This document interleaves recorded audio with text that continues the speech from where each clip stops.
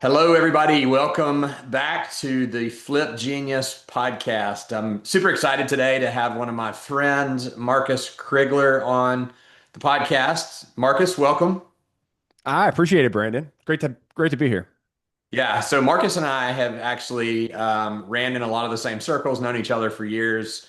We're both in a mastermind group together for years with real estate investors, and Marcus does a little bit different than little bit different business model than what I do and what we do. So I'm excited to hear more about your background, how you kind of landed where you are. I won't steal the thunder and tell everybody what it is exactly that you do, but want to Sure. hear a little bit about how you got started initially and kind of what your background is, and then how you landed in your current business that you have. Sure. Well, yeah, I mean, we can go back. I think, you know, it's funny.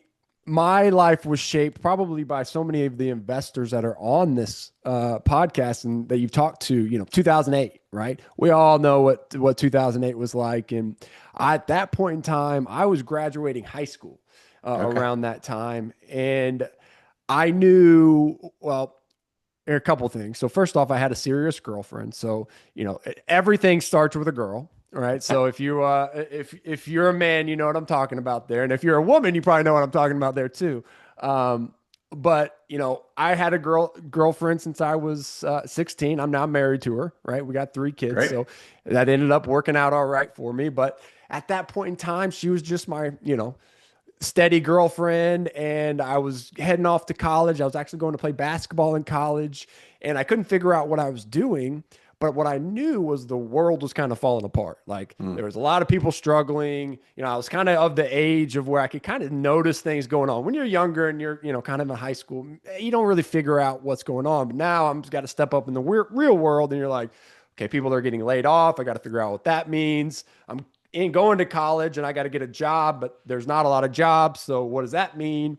And as I was doing that, the one person that I knew that was not thinking about their job was my wife's father, and Mm. he was an accountant.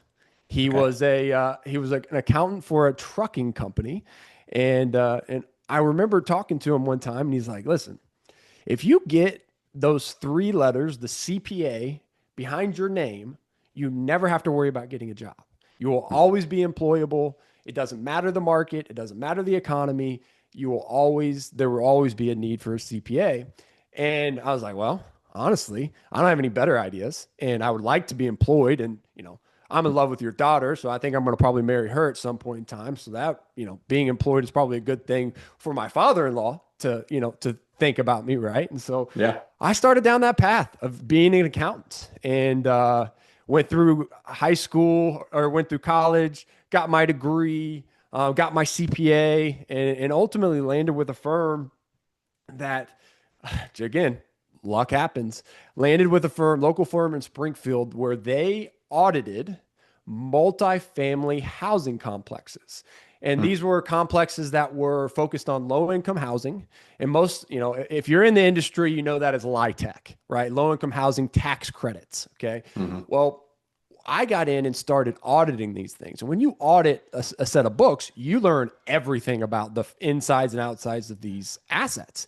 And Mm. so I got an opportunity to see everything from how these businesses were, leasing out their multifamily complexes, how they were running them, how they organized them in a way. I mean, these were companies that had 10,000 plus units, hundreds of family properties. I mean, just Mm. massive conglomerates. And then you see how these professionals are running these huge businesses. And I just fell in love with real estate. I was like, wow, the power of these pieces of real estate, once you get them leased up, once you're utilizing them, whether it's light tech or market rate, there's just so much power in it. And so from that point, I was like, okay, I love accounting. I'm an accountant. I'm a CPA. I've got kind of all the credentials, but this real estate thing is really, really cool.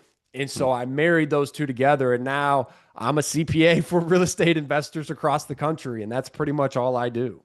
Yeah. That's a great story. So you said something about basketball. Did you end up playing basketball in college? Well, playing is a relative term. I got on the court a few times. Okay. Uh, I went to Lincoln University my Okay. first year as a freshman, and I had all these dreams of Lincoln University is up in Jeff City, which is by Columbia in Missouri. If you guys are familiar with Missouri, Columbia is where Missouri Tigers play, and I'm a lifelong Mizzou guy, and so I've grown up loving Missouri Tigers, and I thought, okay, I'm going to go to this smaller Division II school that's right up the road from Missouri, and then I'm going to transfer. I'm going to get better. I'm going to transfer and go to Missouri. That was my whole goal. And let's just say I wasn't good enough at the D2 level, certainly wasn't going to be good enough at the D1 level. And so I found that out really early. That's one thing that is probably a skill set of mine, is that I'm very honest with myself. And I was like, hey, Hmm. time to move on. And so came back, graduated from Missouri State University, got my degree there, and kind of everything fell from there. Yeah, that's great. I am a high school basketball coach. That's the reason it piqued my interest. I actually coach JV at the local high school here where my son goes.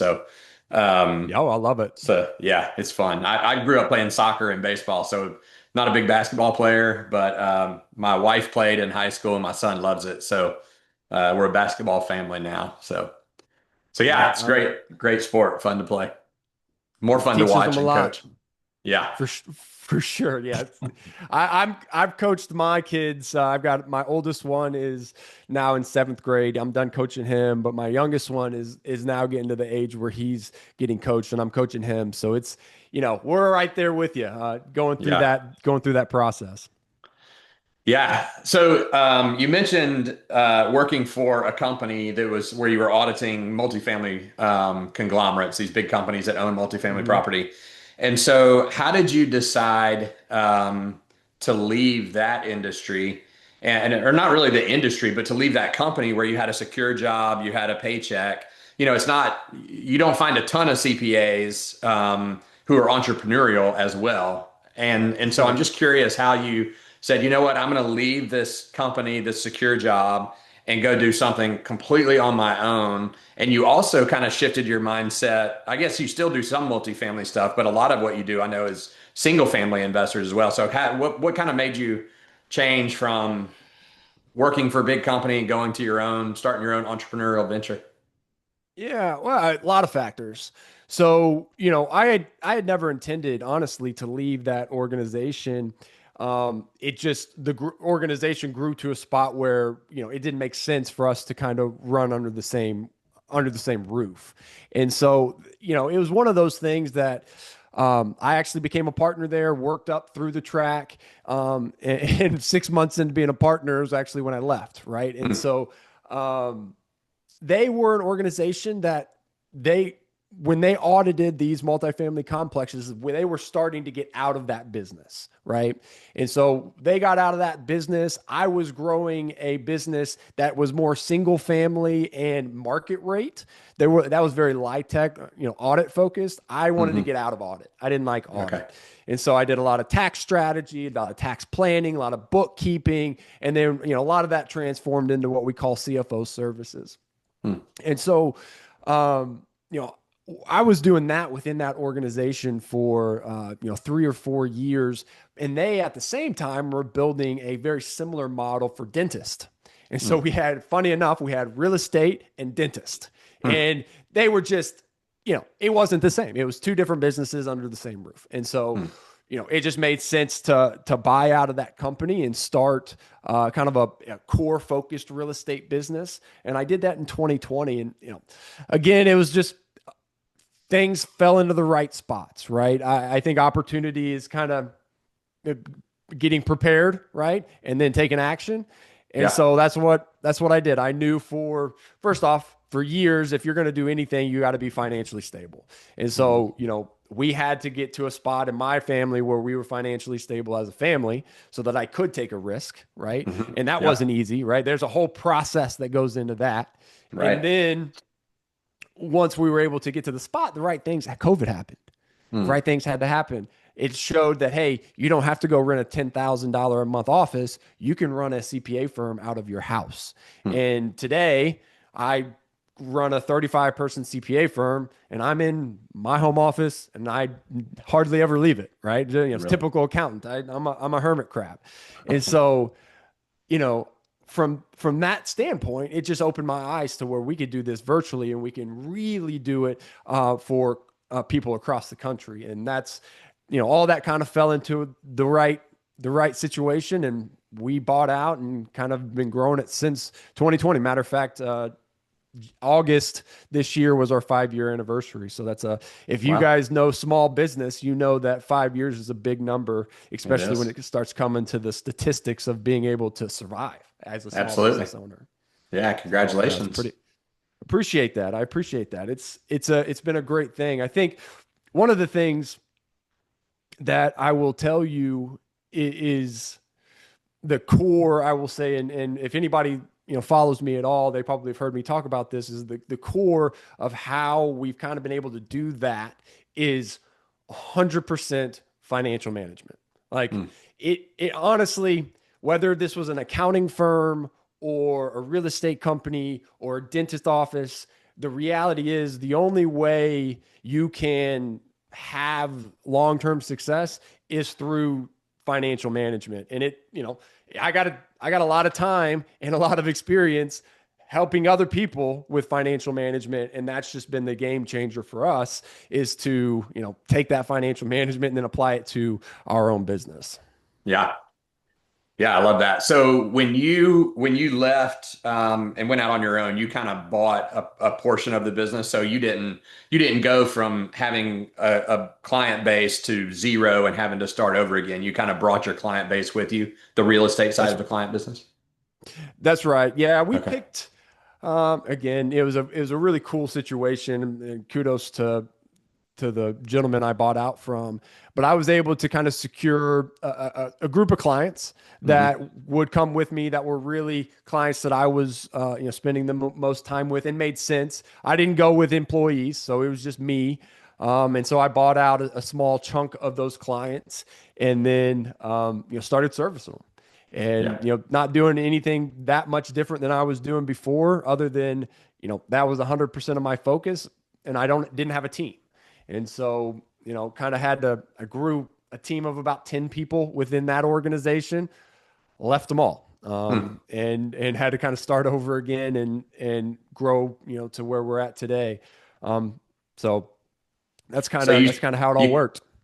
yeah, so you jumped out, you were on your own, and then over the last 5 years built up to I think you said 35 employees Yep. over that time period. Yeah. Wow, Yeah. that's great.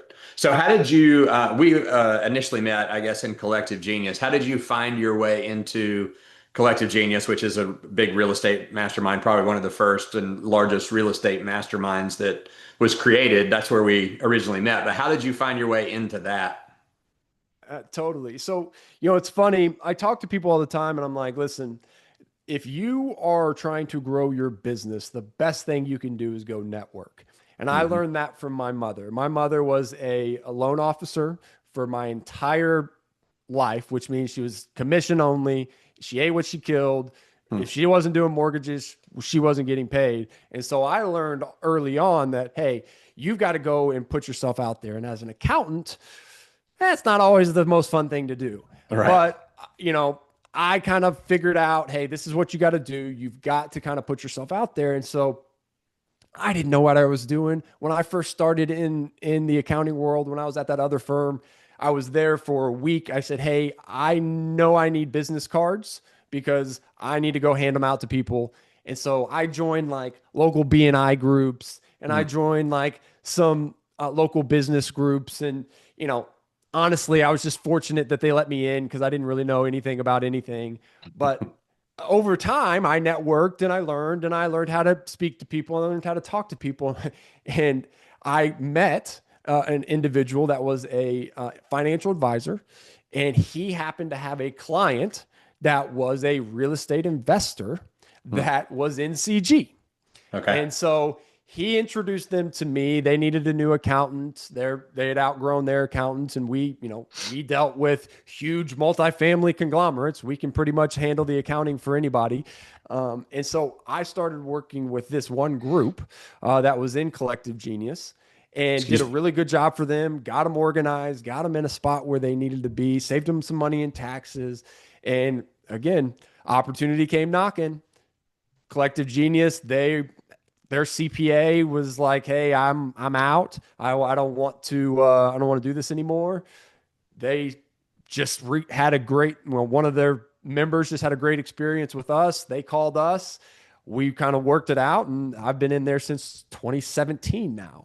And Wow. so that has been a huge, obviously, great spot to generate clients and those kind of things. But even bigger, it's made an impact on me as a business owner. It's made an impact on me as a leader. It's Hmm. made an impact on my ability to grow, higher scale, all these kind of things. And I think, I think clients are great. That's what we got to have. But if I wasn't getting any clients from that, I mean, I would still have a ton of value that I've received from that organization.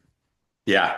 Yeah, I would agree. It's I think I tell people probably the most important thing I've ever done for my business was joining Collective Genius. Have lots of friends from there and have done business together with a lot of the people. Jason, that started it is a great guy, and just a bunch of great people. Not to mention, the business, the networking side, the business side is amazing, but just a lot of great people, go-givers who want to help each other. And I think.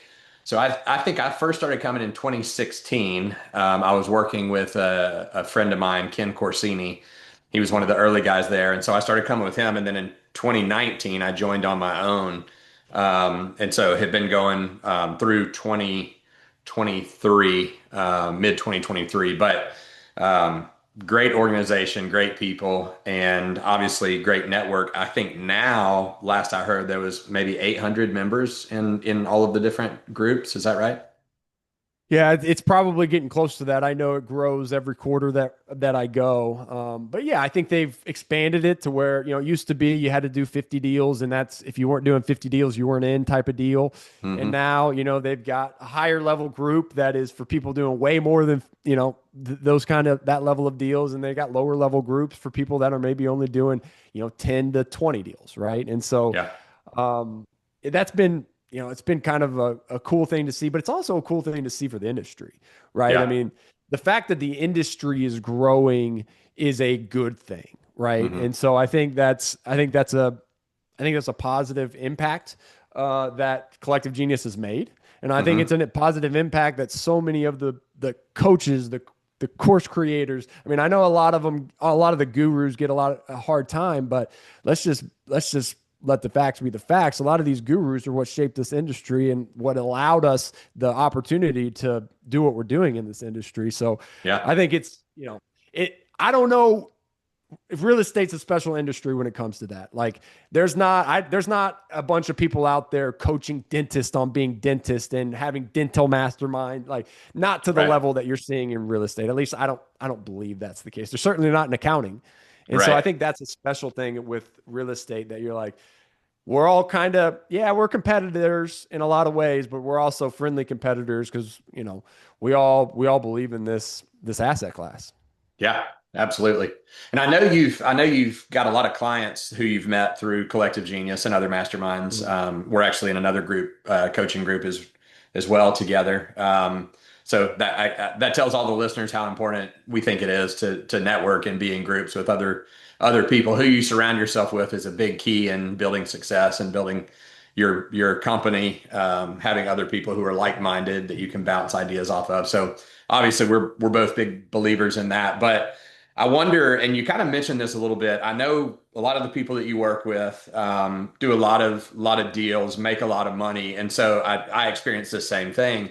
And you mentioned this, but I'd love for you to dig a little deeper on this. I have to imagine that you work with a lot of people when they come in, they know how to make money and they make a lot of money. And then a lot of times they get to the end of the month or the end of the year and they're like, whoa, where's all that money that I made? And you mentioned financial management, but I'd love for you to dig a little deeper and kind of explain what that looks like for you when you come into a new business, you partner with someone, you come in, bring your CFO services to that business. How do you retrain a real estate investor who's used to doing it this way to do it a different way or to take some of the chips off the table?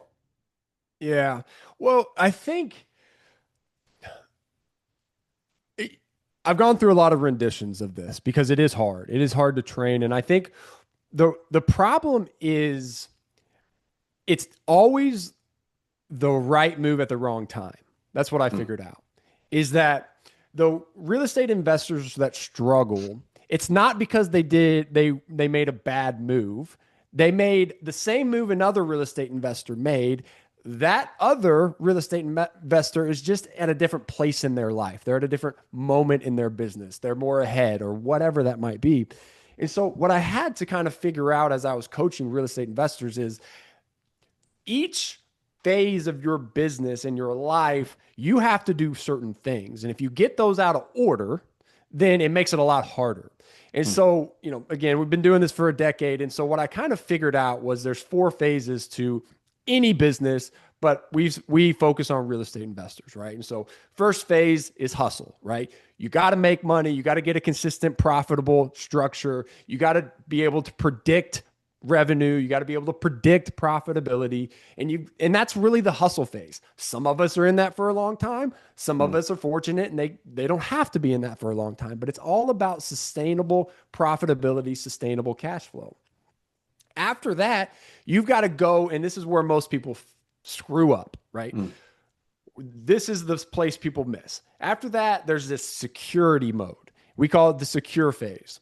And if you miss out on this phase, if you miss out on taking those profits and putting them into reserves, if you miss out on getting your tax strategies in place, if you miss out on getting your books in place, if you miss out on dialing in your dashboards and your lead metrics and all of these things. So you don't need any of that in the hustle phase because mm. the hustle phase is just, hey, consistently make money. I got to prove a concept. And once I prove the concept, now I can build a foundation around it. It's not, sometimes people think building a business is like building a house. It's not. You don't just start with the foundation because you haven't proven that you can build the house yet, right? Can you Yeah. imagine building a house where you're like, well, I'm going to start with the foundation, but I don't know what to do from here. I don't know if there's even wood to build anything.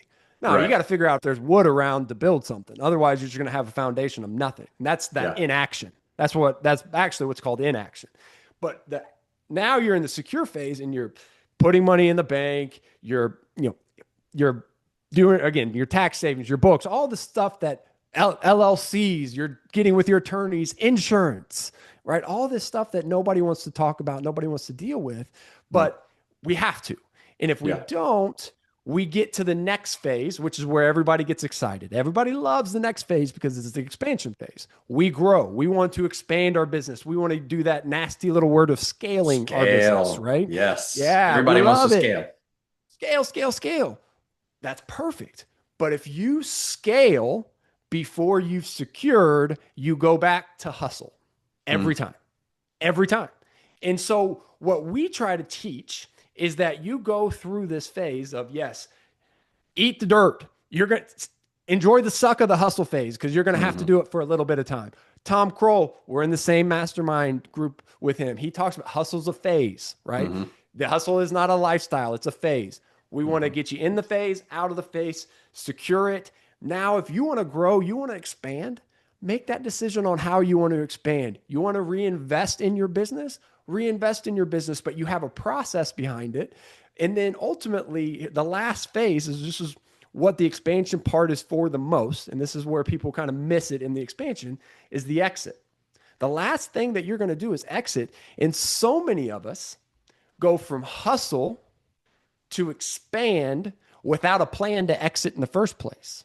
Mm. And so if you miss that full process, you'll end up back at hustle over and over again. And you guys have seen those people, right? Like they're one day they're crushing in business, the next day they got a new business and they're starting over again.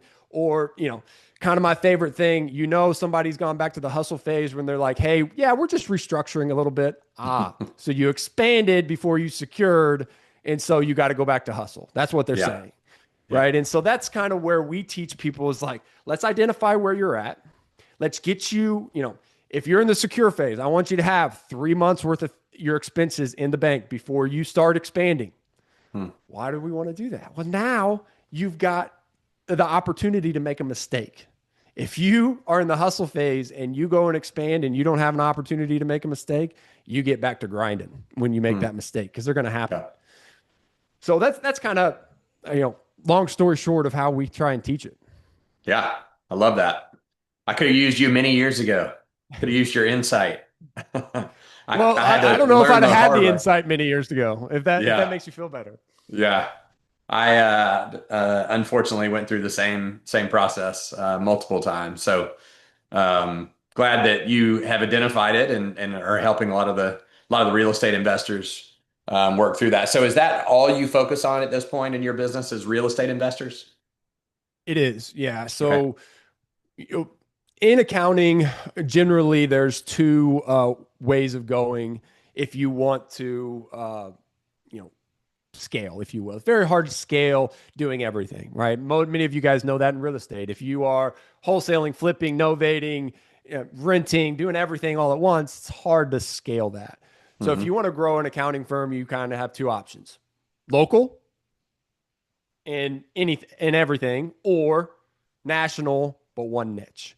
And Okay. so we went national, one niche with the real estate, and you know, again, that's just the path we chose. So 99% of our clients are real estate investors. We have, you know, those real estate investors that maybe have a coaching business or, you know, those kind of things that are really one-offs that we're not going to send their coaching business to another accountant just because, you know, they're it's a different if it's a different business type of deal.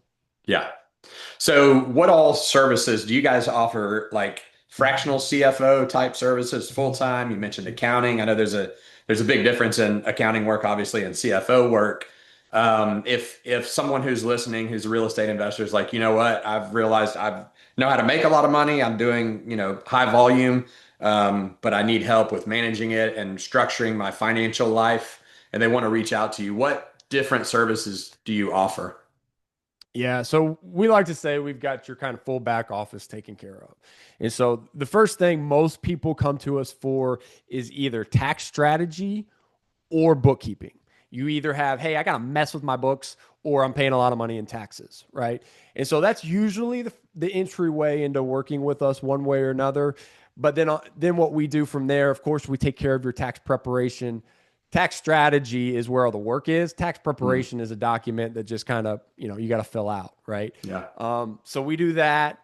We do our full accounting suite. So we have a full outsourced bookkeeping department where we can, you know, if you're doing 2 deals to 200 deals, we can be your outsourced accounting department. And then usually that's when it kind of goes into a CFO type model, right? CFO is one of those things where, and I learned this a long time ago, most people don't know what it means, right? Like, what is being a CFO? Like, most people is like, are Hmm. you just going to review my books with me? They don't know what it means. Hmm. So, usually, what they want is more clarity on what they're doing in their business. And so when they get to that point, it's like, okay, well, we got to get your books right. We got to get your books in a certain order. We got to get best in practice financial reporting before we can then go in and say, hey, this is what they're actually saying. Because most of it is not, and most of CFO is not actually the output, it's actually the input, right? Because if you get bad in, the output is going to be wrong. And so Yeah. I think that's really how we work with most of our clients. We kind of work with them in those three areas: tax strategy, tax prep, bookkeeping, full outsourced accounting. And then, you know, a lot of times that parlays into, hey, CFO work. And just a little bit of background. Here's what CFO is. For those of you that are like, I don't even know what this is, CFO is simply insight. We think about bookkeeping as hindsight. Hey, that's what happened. CFO is what is planning on happening. What are we gonna do? What's next month's look like? What's our KPIs say that we're heading towards? What is our targets? You know, if we're gonna generate $1 million in revenue, where are we at so far, and how much of that has produced to the bottom line? Mm. That, and then where do we think we're gonna end up from where we're at today? Are there any levers we need to pull? Are we going too fast? Are we going too slow? Do we need to hire? Do we need to increase our marketing? What do we need to do? That's all insight onto, okay, here's what I think's coming down the pipeline. Here's what we think's coming down the pipeline. It's not that gut feeling that all of us as business owners have, and we should, but it's adding to that with some financial information that you can make, hopefully allow that gut to make better decisions. Yeah. So someone could hire you guys for tax strategy only, as an example, or they could hire you as a accounting service only, or so it's not a whole package. You kind of choose which of those, or all of them if you wanted to, but you can choose which one of those services you need help with. Exactly. Yeah. If you're Okay. somebody like, oh man, I paid $150,000 in taxes last year and I don't think I should have, then we can help you. If you're somebody that don't know what my books, I don't even know what a balance sheet is. I haven't, what is a balance sheet? Call us. Let's talk about what a balance sheet is, right? Anything that's your financial back office, we're there to take care of it because again, that's really been our focus. It's just all real estate and it's just all their financial back office. Yeah.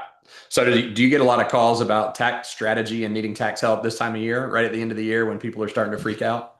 Yeah, it's funny. Right as I was getting on this call, I was talking to my tax partner, Caden Hackney. Gosh, I'm going to tell you, when you talk about having good people and needing good people to have a good business, Hmm. I mean, he's a perfect example of that. This is somebody that, I mean, first off, just brilliant tax strategist, number one, but the ability to, it's one thing to be good at your job, but the ability to care about your job and the people within the organization is a whole nother level. Yeah. Anyways, I don't want to get off on a tangent, but he's today, all last week, all the week before, he's had 5 tax planning calls every single day. And I was just talking to him because he's like, I'm doing a tax strategy presentation for a group of real estate. He's doing it right now as we're talking. So he's on another call. Mm. And he's like, I'm so taxed out right now. I don't even know what to say. I'm like, so I had to kind of walk him through it. Like, okay, it's just the simple stuff. We don't, you got this type of deal. You can just tell this time of year he's tired from all the tax strategy that he's doing. And we do a ton of it. Yeah. But it's great. He also just told me, he's like, hey, we just got off a tax strategy call where their income is 3.2 million and we got them down to a 2% effective tax rate. I'm like, Wow. well, That's we're incredible. kicking ass, Yeah. I love Absolutely. it, Yeah. so it's a lot of work, but also there's a lot of reward to it. Yeah. It's interesting. When I first got into real estate 23 years ago, and for a long, probably for the first 10 years, I knew nothing about, I don't even think I ever heard of the term tax strategy.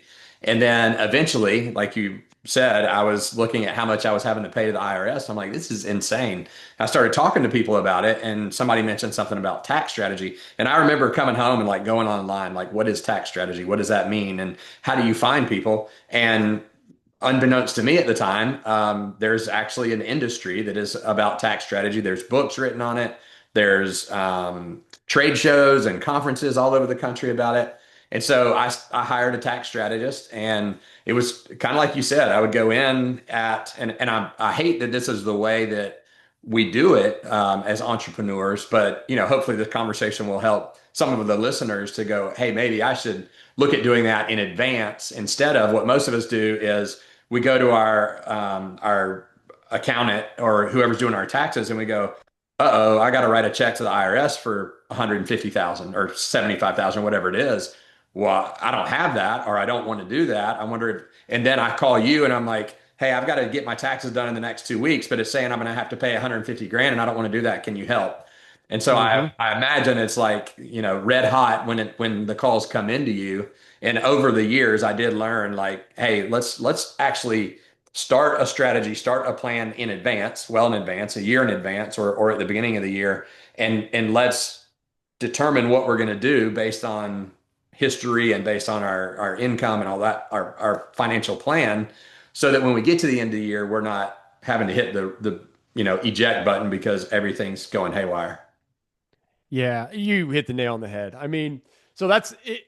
It is funny because I'm in the industry and I don't even think about, people not thinking about tax strategy because that's Hmm. just, I mean, I've basically grown up just knowing tax strategy. But I have had to learn that a lot of people, first off, they're skeptical of tax strategy, in general, okay, am I gonna, you're gonna put me in jail here? Like, what are we doing? How come I can just, you're saying I can do a couple things and I don't have to pay as much in taxes? The government can't like that. You know, they're not gonna be super happy. They're gonna call me, they're gonna audit me. All those things start going through your head.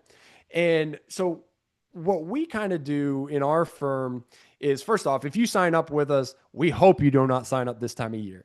We do Mhm. have some people signing up this time of year because that's top of mind, but we're generally signing people up all year long. And we start with one large tax strategy session. We call it our triple threat tax strategy system, yada, yada, yada. It's a triple threat because there's three ways that we attack your tax strategy. We take it from an entity structure, then we take it from all the business strategies that you're allowed to take without having to do anything, without having to do any more work. We call them entrepreneur strategies. And then custom strategies. These are the things that are like, hey, here's what I believe in. Here's what I want to do with my life. Here's what I want to invest in. Here's what I'm thinking about. Because here's the thing, I can get every single person that's listening to this down to zero taxes paid. 100% I can do that. That may not work with your life though. Mhm. Yeah, you may have to go buy something you don't want to buy, or you may have to go borrow more money than you're willing to borrow. You might have to do things that you're not willing to do and sacrifice in life. And so those custom strategies are more about, hey, here's everything that you could potentially do, but you got to figure out how you want to do it within your life. And Mhm. then, and so we build that whole package out, and then we're keeping up with it. We're implementing those strategies or updating those strategies consistently. And all of our clients, and this is weird, for especially if you're somebody that isn't used to this, all of our clients are on retainer. Now, what does that mean? We're not like a retainer, like an attorney where you pay us $5,000 and then you burn down the hours. That's not Yeah. how we work. You pay us a fixed amount every single month. That includes your tax returns. That includes, if you do all this stuff with us, whatever. But just let's just talk about tax strategy. But when you're paying us every single month, guess what? You're going to be more interested in being ahead of the game instead of behind the game when it comes to tax strategy. And we are also more interested in making sure you're ahead of the game in tax strategy because we're getting a check every single month. That makes us feel like we need to be reaching out, checking in on you. How's your business? What are you doing? What changes in your business? Hey, did you get that 1031 done that we talked about? Hey, did you Mhm. execute that strategy that we talked about? And now you're having that conversation all year long, and it's not a year end fire drill, which again, even now, you got to finish everything up at the end of the year, right? Dot all the I's, cross the T's. That's what we're doing right now. But it doesn't have to be a huge fire drill where it's like, I got a $500,000 tax liability and I've got a 30-day window to figure out how to solve it. Yeah. Yeah, I think as I think back on my tax strategy years, not when I was doing it, but when I was working with a tax strategist, it's amazing to me. And like you said, you could get someone's taxes down to where they don't have to pay anything. And so some of the people listening might go, well, why wouldn't everyone do that? And I personally, finished my taxes recently, and I didn't want mine at zero because we're refinancing properties, putting long-term debt on them. And if I show as a self-employed person, if I show that my adjusted gross income or my taxes show that I'm not making any money or that I have very little income, then I go try to refinance our rental portfolio or short-term rental, or I go to the bank and they're like, "Well, you only made $45,000 last year. You only paid $2,000 in taxes." Well, that's not accurate. So yes, there are some strategies that could make it very low or none, but you don't always want that. And I'm a perfect example of that. I did not want mine. I needed them to be high enough so that when I go in to do a refi, I'm not kicked out of the system because my numbers aren't high enough. And one other thing you said that I wanted to mention too is there really is a difference between, you kind of touched on this. There are CPAs who are not tax strategists, and there are, in my opinion, you have much more insight into this, but and there are CPAs who are tax strategists. And what I mean by that, and I guess I'll ask it as a question instead of a statement, but in my experience, I've seen some accountants, and I have a good friend of mine that I'm thinking about. He just came into a large seven-figure one-time deal that he just woke up and had all this money, kind of like a lottery winnings, but it's not exactly what it was. But the accountant that he uses just said, well, you better stick, 48% of that in an account because you're going to send that to the IRS. And I'm like, wait a second. That's not the only answer there is. There's actually probably a lot of different things you can do that can help your taxable income if you talk to the right people. And so some CPAs are like, nope, this is the easy way. This is the cut and dry. This is the H&R Block way of doing taxes, and that's the only way there is. And what I found when I worked with an accountant who had tax strategy as part of her program, she's like, oh, yeah, there's a lot of things that we can do that can help with your taxable income and help with how much you're paying the IRS. Legally, it's part of the tax code, but those other CPAs don't spend time reading the tax code and understanding what those options are. So I imagine to be, and again, I guess that was a statement, but in the form of a question, I imagine you see that a lot where people come to you and say, hey, my accountant said blah, blah, blah, blah, blah. And you can then jump into their business and go, hey, wait, I can help you guys a lot here by doing some of these strategies that I know about that other accountants don't know about. Yeah, I mean, you're not wrong. So the you got to think it is hard. Like taxes are hard, right? I mean, I know I just kind of fluffed it up to filling out some forms, but they're complicated forms, and they have a lot of instructions to them. And so it is hard to be really, really good at tax preparation and really, really good at tax strategy.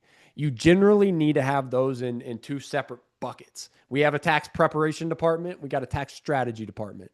They're not the same type of people, even. Like, Mm. we don't hire even the same type of people. One is a little bit more detailed, more numbers driven, more focused. Honestly, tax strategy, we need some more visionary. We need somebody to think outside the box, but they still got to have, some of the accountant traits, right? And so Mhm. they're just two different personalities. And one is really, really good at getting the details, getting all the information from you and putting it in the right box. And you're never going to get, you don't have to worry about getting a nasty audit. You don't have to worry about all these things. And that's great. We got to have those people. But Mhm. then you've got the other people that are like, okay, well, I think we can put some of this stuff in a blender, and out of it is going to come out a better solution Mhm. than just putting the answers down on the paper. And so Yeah. you need both. There's room for both. Sometimes both are at the same firm. Sometimes they're not. Sometimes you need to hire a strategist to tell you what to do. And then you might want to have a preparer, cross check and spitball off of each other. There's also, Yeah. we haven't even talked about a tax attorney, which gets us to another level, which we work with a lot in our company, just because you've got, sophisticated high level tax strategies that, you may need more than a CPA. You may need a tax attorney to jump in there and give their opinion on what's going on and how the IRS might look at this being treated. Because Mm. at the end of the day, everything that you put on your tax return, the end result, if you're going to fight it, is in court. The end result is in court, and you need an attorney to know to take care of that. And so Mhm. the larger you get, the more money you make, the the strategies that you implement, you might need just a preparer. As you're smaller and don't have a lot of strategies, as you get a little bigger, you might need a tax strategist, a CPA. And then as you get even bigger, you might need to add another layer of that with a tax attorney and somebody that's even more specialized. Yeah. So there's so much that you can do, but none of them are bad. It just, again, it's kind of like hustle, secure, expand, exit. Depending Mm. on where you're at on the line, you might need just to prepare. Like if I'm in a hustle phase, I'm not making that much money. I don't need to go spend $5,000, $10,000 on a tax strategy session. That would not be the best use of my funds, right? Mhm. But when I'm expanding and I'm making, you know, hundreds of thousands of dollars a year, and I need to figure out, okay, how do I expand and keep as much cash as possible, and also, grow my business, do all these things, you might need to get a tax strategist involved, right? Yeah. So there's a time and place for everything. That's great. I love it.